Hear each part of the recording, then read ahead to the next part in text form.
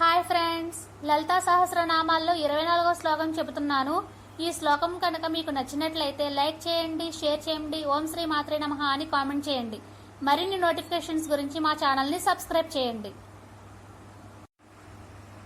ఓం శ్రీ మాత్రే నమః. ఓం ఐం హ్రీం శ్రీం శ్రీ మాత్రే నమః. 24వ శ్లోకం. దేవర్షి గణ సంఘాత స్తూయమానాత్మవైభవ భండాసుర వధోద్యుక్త శక్తి సేనా సమాన్విత. అర్థం: దేవర్షి గణ సంఘాత స్తూయమానాత్మవైభవ.